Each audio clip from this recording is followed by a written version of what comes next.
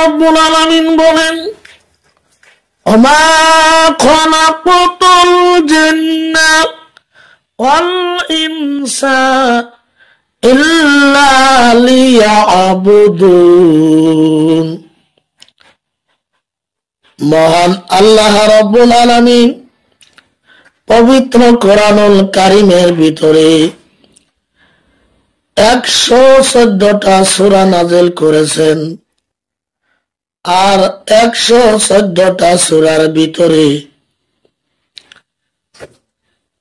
49 নম্বরে কোরআন শরীফের মধ্যে একটা সূরা আছে, এই সূরাটার নাম সূরাতুজ জারিয়াত। এই সূরা জারিয়াতের 96 নম্বর আয়াতে আল্লাহ রাব্বুল আলামিন বলতেছেন, ওমা খালাকতুল জিন্না ওয়াল ইনসা ইল্লা লিয়াবুদুন।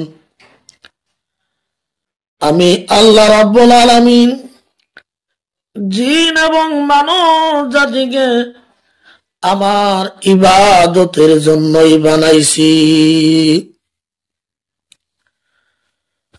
এবার বিশ্ববাসী যদি মহান আল্লাহ তাআলার ইবাদত বন্দেগীর ভিতরে লাগা যায়, মহান রব্বুল আলামিন বান্দা তাকে জমিনে কামিয়াবি দান করবেন, আর পরকালের ময়দানে রব্বুল আলামিনের তরফ থেকে রহমত এবং করুণা পায়া বান্দাটা সরাসরি আল্লাহ তাআলার জান্নাতি হয়ে যাবে।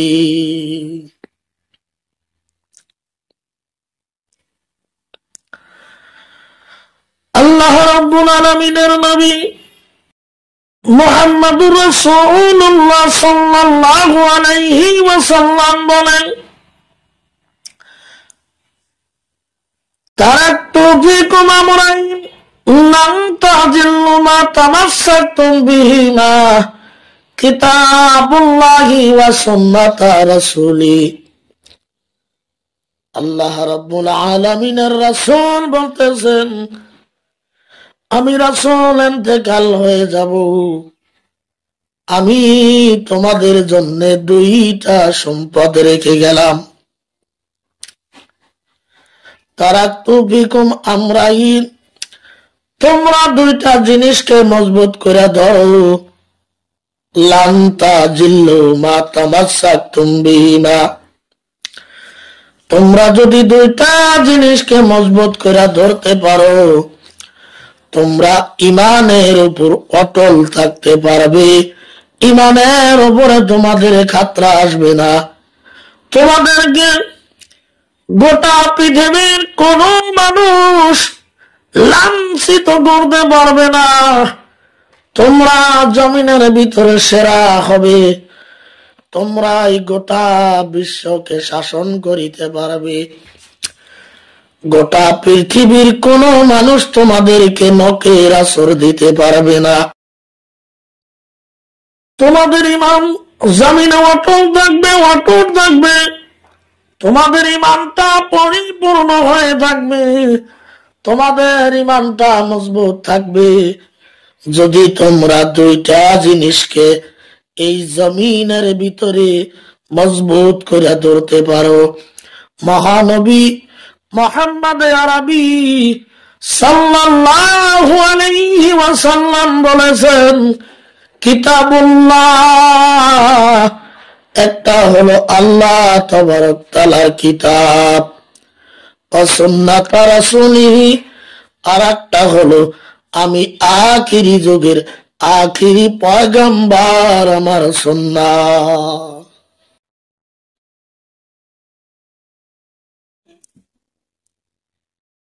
মক্কার যেগুলির মানুষ,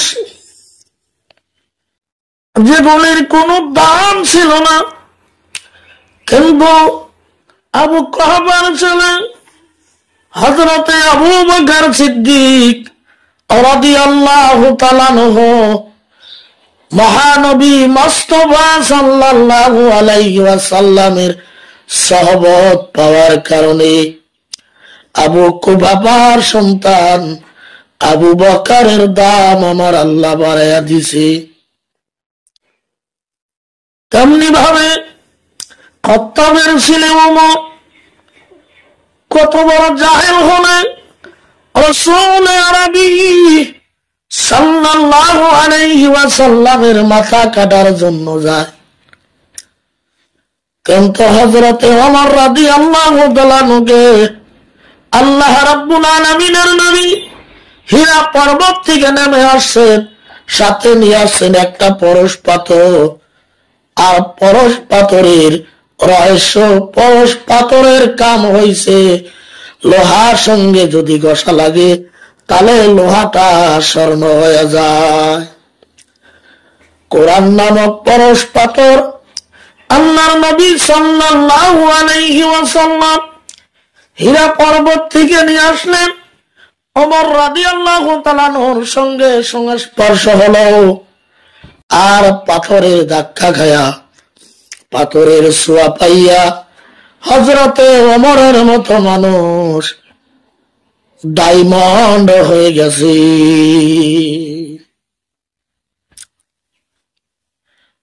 আল্লাহর নবী সাল্লাল্লাহু আলাইহি ওয়াসাল্লাম জগতের সেরা নবী।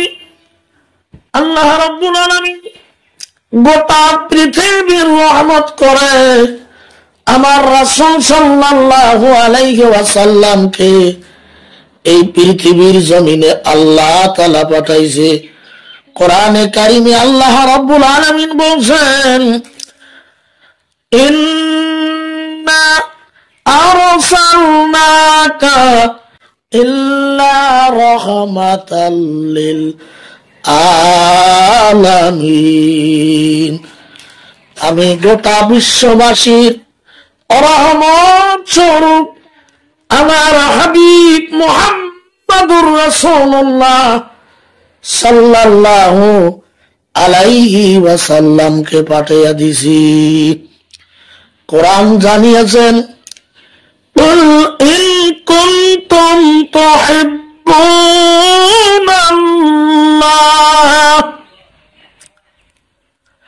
আল্লাহ রাব্বুল আলামিন বলেন, ও রাসূল আপনি পৃথিবীর মানুষের কাছে জানিয়ে দেন, ইন কুনতুম তুহিব্বুনাল্লাহ, পৃথিবীর মানুষ যদি আল্লাহ তাআলাকে পাইতে চায়, আল্লাহর সাথে যদি ভালোবাসা লাগাইতে চায়, আল্লাহ রাব্বুল আলামিন বলেন তারা যেন জমিনের ভিতরে হাত্তাবিউনি, তারা যেন রাসূলুল্লাহ সাল্লাল্লাহু আলাইহি ওয়াসাল্লামের অনুসরণ ইত্তেবা করে। ইউহিব্বুকুমুল্লাহ, আল্লাহ রাব্বুল আলামিন বলে কথা দিলাম জগৎবাসীগণ আমার রাসূলুল্লাহ সাল্লাল্লাহু আলাইহি সাল্লামের অনুসরণ যদি করা যায়, রাব্বুল আলামিন বলে আমি আল্লাহ তাদেরকে ভালোবাসবো। আল্লাহ রাব্বুল আলামিন বলেন শুধু কি ভালোবাসবো, না না না, ওয়া ইয়াগফির লাকুম যুনুবাকুম ওয়াল্লাহু গাফুরুর রাহিম। আমি আল্লাহ রাব্বুল আলামিন তাদের জীবনের গুনাহ খাতাগুলো মাফ করে দিব। আল্লাহু গাফুরুর রাহিম, আমি আল্লাহ তাআলা হইছি পরম ক্ষমাশীল। এজন্য আমার ভাইরা পৃথিবীর জমিনের ভিতরে আতিউল্লাহ, আল্লাহ রাব্বুল আলামিনের ইতাআত করা লাগবে। ওয়া আতিউর রাসূল, মহানবী হযরত মুহাম্মদুর রাসূলুল্লাহ সাল্লাল্লাহু আলাইহি ওয়াসাল্লামকে অনুকরণ আতাত করা লাগবে আমাদের। আমরা যদি আল্লাহ এবং রাসূলের আনুগত্য হতে পারি তাহলে আমরা জমিনের ভিতরে কামিয়াবি হয়ে যাব, আর পরকালের ময়দানেও আমরা রব্বুল আলামিনের জান্নাতি হয়ে যাব। আমার ভাইরা, বিশ্ববাসীগণ, ও জগতের মুসলিম উম্মাহ, আল্লাহ রাব্বুল আলামিনের আদরের নাতি হযরতে হুসাইন রাদিয়াল্লাহু তাআলা আনহু আর হযরত ওমর ফারুক রাদিয়াল্লাহু তাআলা আনহুর ছেলে একই মক্তবে লেখাপড়া করে।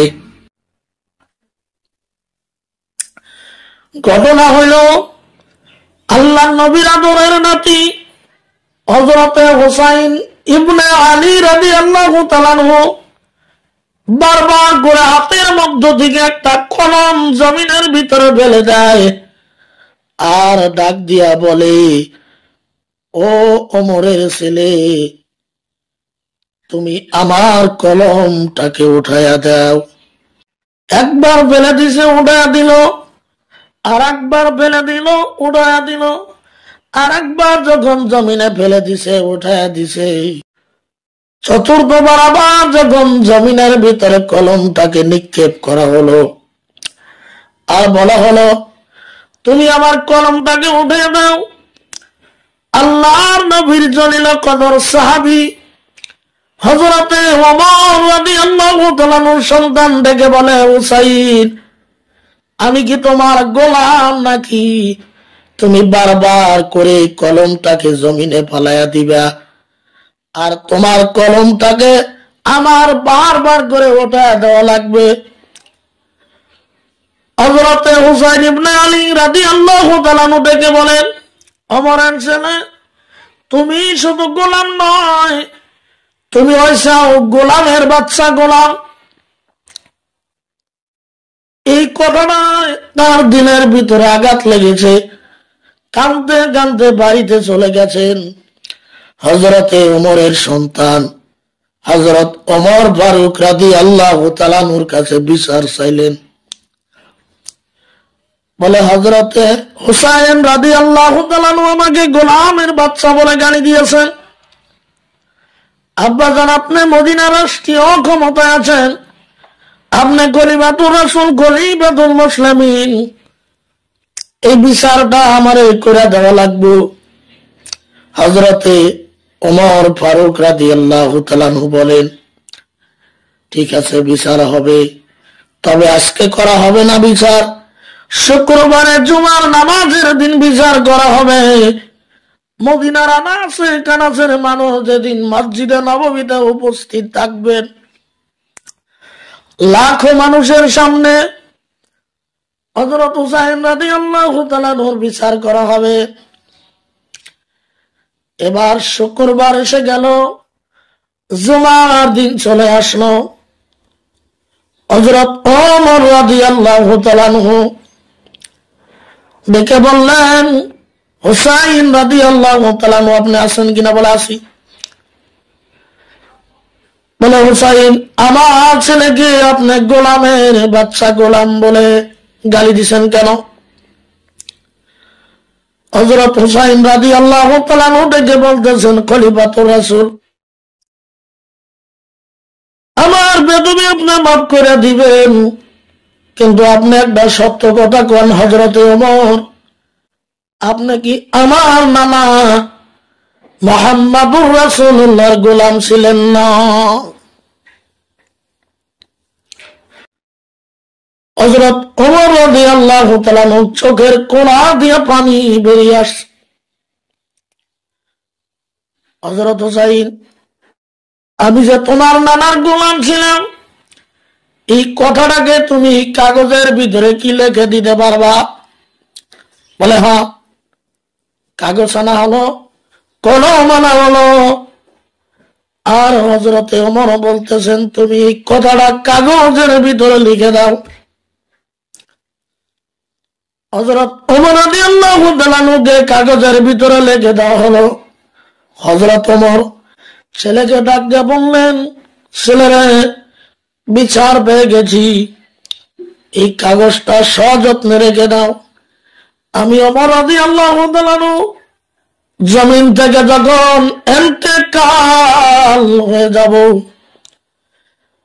এই কাগজের টুকরাটা, হুসাইন রাদিয়াল্লাহু তাআলা আনহুর হাতে লেখা কাগজটা আমি ওমর রাদিয়াল্লাহু তাআলা আনহুর কাফনের কাপড়ের ভিতরে ঢোকায়া দিও।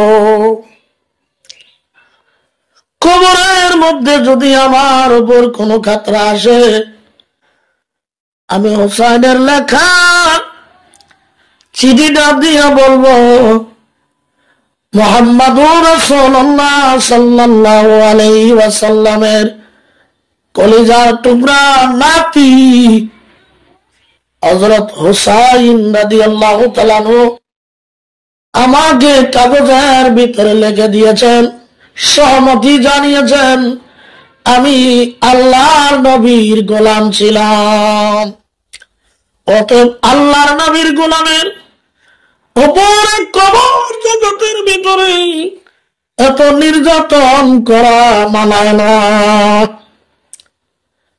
আমি হুসাইনের লেখার উপরে আল্লাহর কাছে নাজাতের দাবি করব। এই জন্য প্রিয় মুসলিম উম্মাহ, শিক্ষিত বন্ধু, নওজোয়ান, মুরব্বী, মা ভগ্নী, এই জমিনের ভিতরে আল্লাহ রাব্বুল আলামিনকে আমাদেরকে জমিনে মানা লাগবে। আর মহানবী হযরত মুহাম্মদ সাল্লাল্লাহু আলাইহি ওয়াসাল্লাম তেনাকে জমিনের ভিতরে অনুকরণ করা লাগবে।